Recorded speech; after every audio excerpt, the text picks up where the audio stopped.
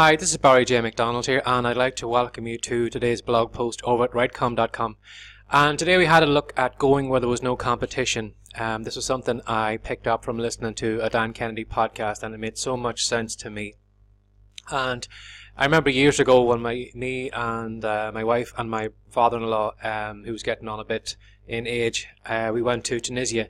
Now, if you've never been to Tunisia or you don't know where it is, it's on the top half of the continent of Africa, and it's close to the Mediterranean. And if you've probably seen the Indiana Jones film, where there's just all these stall markets with all these people haggling and offering and putting stuff in your face and trying to sell it to you, this is what the Tunisian markets was like. You couldn't step 2 feet before somebody was trying to give you sample a carpet, or they're trying to show you the display of wooden toys or leather goods or anything. And it's funny, Captain's dad, he's from the older generation, so he enjoyed the haggling.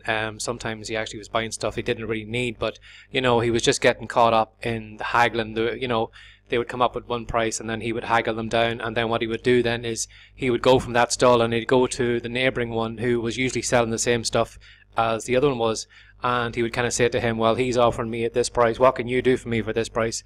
And it was funny watching the two stall markets competing against each other, because with them being only 5 feet between each other, like there was no differentiation between the competition. If one was selling one wooden toy for $5 and the other was selling it for $2, it was going to be very hard for the fella that was selling it for $5 to sell more, because his competition was selling at a lower rate. And when I thought about this from listening to Dan Kennedy's podcast, it made so much sense to me. If you look at it from the aspect of us publishers or writers or anything else, people who are creating content, it's very easy for people to compare our work with somebody else. For example, if you were selling a Kindle book in the Amazon Kindle store and your price on it $2.99, and your competition is writing a book on the same topic as yours, but he's selling it for 99 cents, straight away your book looks expensive. But going back to the market stalls, if any one of those market stalls could get in front of traffic but had passing custom but had no competition nearby, there would be nobody to compare the prices to. For example, as I said in the blog post, if you were selling t-shirts and you were selling your t-shirts for $10 and your competition was selling them for $5, your t-shirts look expensive. But then if you had a stall somewhere else, or you had a store there had no competition nearby, there was no chance that anybody could compare prices, and then they couldn't work out whether they were expensive or not. Now, you're probably wondering, well, if I'm publishing on the Amazon Kindle store, or I am in Etsy, or I'm in somewhere else, and I'm making similar products to everybody else, how can I differentiate myself from them? How can I, even though there's no way I can sell without this competition around me, how can I make myself different?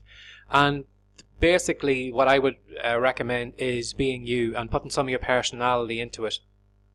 I was reading a recent ebook there lately, and the gentleman that wrote it was explaining that when you're faced with competition, it's up to you to put a spin on it with your personality. So for example, if I was writing a sales letter, I could start my sales letter off, if you know my past history, I've been a shelf stacker, but I could begin my my headline on my sales letter saying X shelf stacker shows such and such a thing. Now, I could be selling the exact same thing as somebody else, but if you're putting a generic headline on your sales letter saying, make $10,000 in 30 days, but when I came along then and I wrote the same headline, but at the start of it I put X shelf stacker, makes $10,000 in 30 days, straight away, even if, there was a multiple of people selling that, straight away I've put myself apart from them, because I'm using the shelf stacker angle. So if you can use any kind of angle to kind of make your work unique from somebody else's. Again, when it comes to the email inbox, you probably know that I'm a big fan of writing emails. So if you can put more of your personality into your emails, then it separates you from all the other emails that are in the email inbox. And it was interesting too, when I was just listening to the Dan Kennedy podcast, he had brought up the point of going where there was no competition at all. He went on to tell a story about a pizza company who was buying clicks on Google AdWords and all these different networks, and the clicks were getting very expensive. So what they did was they had a brainwave, and they thought of, you know, which websites are getting the majority of traffic in the world, and whether you agree or disagree with it, 30% of the web traffic that goes anywhere is to porn sites. So straight away they said, well, you know, let's get our ads on a porn site. And when they did do that, of course, they were the only company that wasn't advertising porn sites, they were advertising pizzas. So straight away they stood out from everybody else. And they found then that they actually paid cheaper on their click-throughs because they were the only competition there, and they stood out like a sore thumb. So if there's any way you can, you know, go where there's no competition, now you may find, as I said earlier, you may find the case maybe that everybody is selling the same thing as you and there's no way you can do it. So rather than competing on price, try and go for a unique angle. Try and find some way that you can make your product completely different from everybody else's. Even with your emails then too, as I said earlier, you know, put unique, make it unique by putting your personality into it, and you know, you'll separate yourself from everybody else. So this has been today's blog post over at Writecom.com. My name is Barry J. McDonald, and if you'd like to go where there's no competition, I highly recommend you drop by the blog, because we've got 2 great free reports at the moment.